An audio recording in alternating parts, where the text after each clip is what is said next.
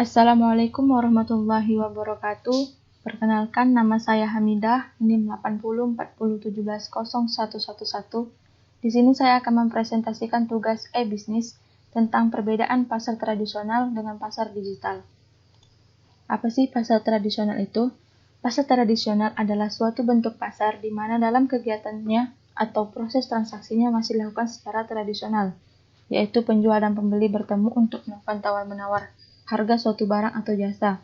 Umumnya jenis pasar ini berada di lokasi terbuka dan produk yang dijual adalah kebutuhan pokok manusia, yaitu makanan.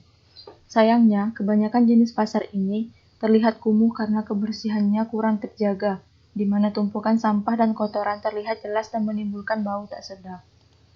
Kemudian, pasar digital. Pasar digital adalah pasar dalam lingkungan digital yang memungkinkan transaksi komersial terjadi seperti banyak organisasi dan individu. Pada umumnya, e-commerce berarti transaksi yang terjadi di dalam internet dan web. Transaksi komersial melibatkan pertukaran nilai, misalnya uang, melintasi batas-batas organisasi atau individu sebagai imbalan atas barang dan jasa. Contoh pasar digital ini seperti Shopee, Tokopedia, dan media-media online lainnya menyediakan produk atau jasa secara online. Selanjutnya, perbedaan pasar tradisional dan pasar digital dibagi dari beberapa aspek. Yang pertama yaitu biaya pencarian, yang kedua biaya transaksi, yang ketiga penundaan kepuasan, yang keempat biaya menu, yang kelima penentuan harga dinamis, yang keenam diskriminasi harga, yang ketujuh segmentasi pasar, yang kedelapan biaya penggantian, yang kesembilan pengaruh jaringan, yang kesepuluh disintermediasi. Selanjutnya kita akan membahas satu persatu. Yang pertama, biaya pencarian. Biaya pencarian mengacu kepada biaya eksplisit terlihat secara fisik, seperti biaya iklan, dan biaya implisit tidak terlihat secara fisik, seperti waktu yang dihabiskan untuk menemukan penjual atau pembeli. Perbedaan di antara kedua pasar ini ialah pada pasar tradisional biaya pencariannya tinggi. Kenapa? Karena dalam mencari produk atau jasa yang diinginkan, pembeli atau calon pembeli harus berpindah-pindah dari satu tempat ke tempat lainnya untuk menemukan barang atau jasa yang diinginkan, sehingga ada biaya yang harus dikeluarkan, yaitu biaya transportasi.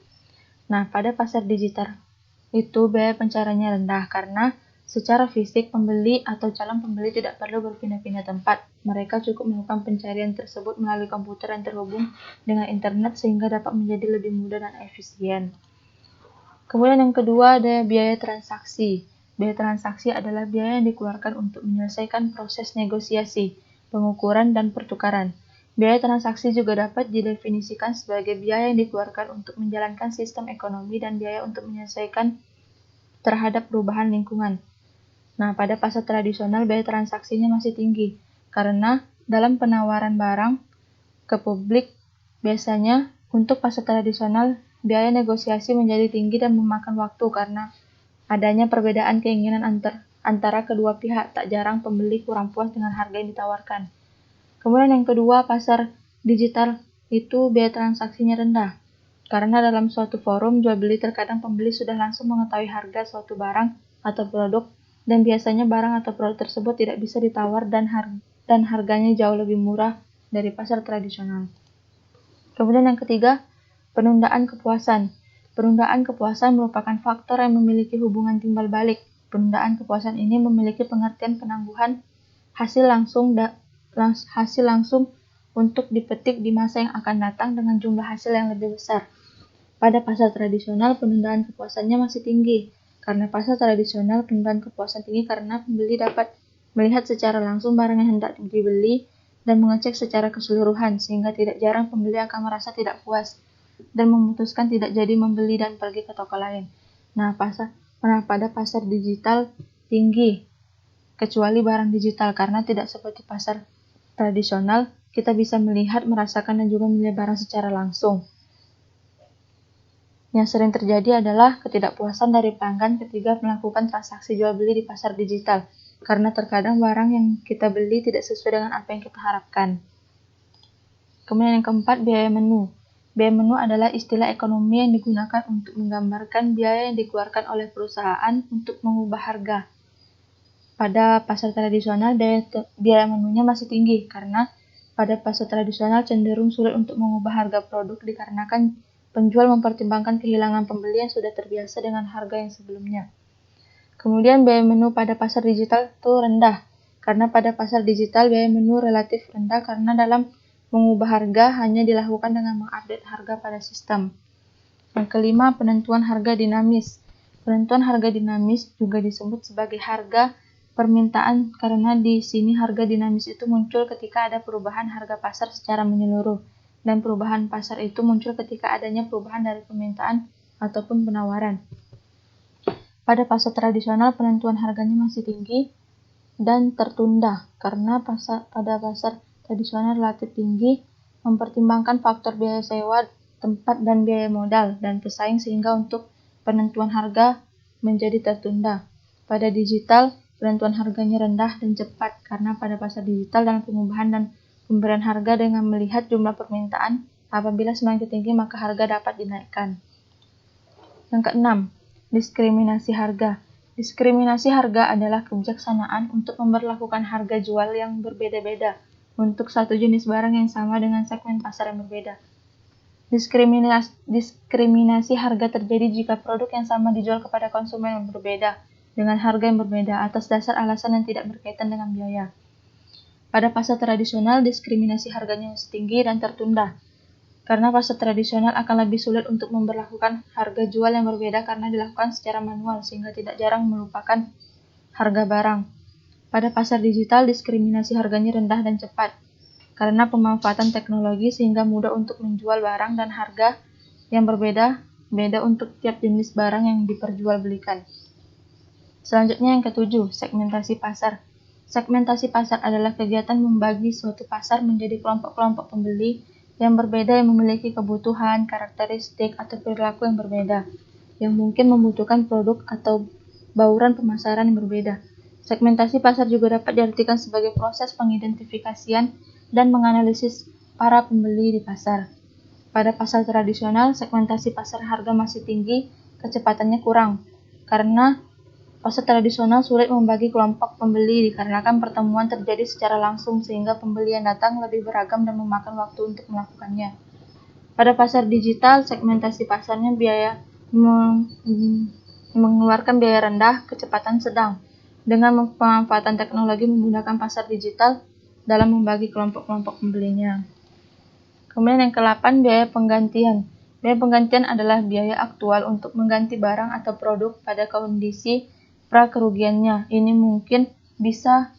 mungkin bukan nilai pasar dari barang tersebut dan biasa dibedakan dari pembayaran nilai tunai aktual yang mencakup pengurangan depresiasi untuk ketentuan kontrak bahwa aset yang hilang harus benar-benar diperbaiki atau diganti sebelum biaya penggantian dapat dibayarkan adalah umum. Pada pasar tradisional, biaya penggantiannya masih tinggi karena tidak adanya perjanjian ataupun kesepakatan tentang biaya penggantian sehingga risiko penggantian barang lebih tinggi. Pada pasar digital, biaya penggantiannya tinggi atau rendah tergantung barang. Biasanya pada pasar digital sudah dilakukan dengan mempertimbangkan ketentuan dan persyaratan yang sebelumnya sudah disepakati antara penjual maupun pembeli. Syarat dan ketentuan penggantian biasanya terdapat pada pemberitahuan atau info toko online. Yang ke-9, pengaruh jaringan. Efek jaringan juga disebut eksternalitas jaringan atau skala sisi permintaan. Adalah efek yang dijelaskan dalam ekonomi bisnis yang dimiliki oleh pengguna barang atau jasa tambahan terhadap nilai produk itu bagi orang lain. Pada pasar tradisional, pengaruh jaringannya lemah karena jaringan tidak terlalu berpengaruh untuk pasar tradisional karena belum memanfaatkan teknologi atau internet sehingga yang berkunjung ke pasar tradisional adalah orang-orang yang tinggal di kawasan terdekat dengan pasar dan tidak sebanyak seperti pasar digital yang hampir satu dunia dapat berkunjung ke toko-toko digital melalui internet. Kemudian pasar digital, pengaruh jaringannya sangat kuat karena memiliki jaringan kuat sehingga jangkauan pasar lebih luas dengan lintas budaya dan bangsa serta dapat mengurangi biaya-biaya yang dikeluarkan seperti pasar tradisional. Yang ke-10 ialah disintermediasi. Disintermediasi adalah penghapusan perantara di bidang ekonomi dari rantai pasokan atau memotong perantara sehubungan dengan transaksi atau serangkaian transaksi.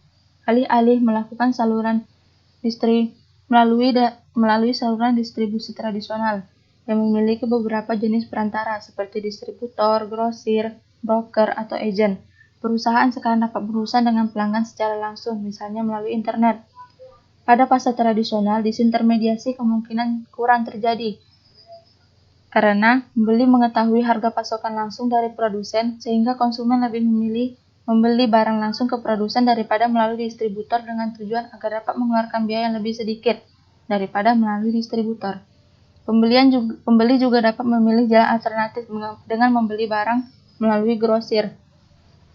Kemudian yang pasar digital, disintermediasi sangat mungkin terjadi. Karena pasar digital berhubungan langsung dengan internet, maka sangat mungkin terjadi penghapusan perantara karena sekarang ini perusahaan dapat menangani pelanggannya secara langsung, misalnya melalui internet.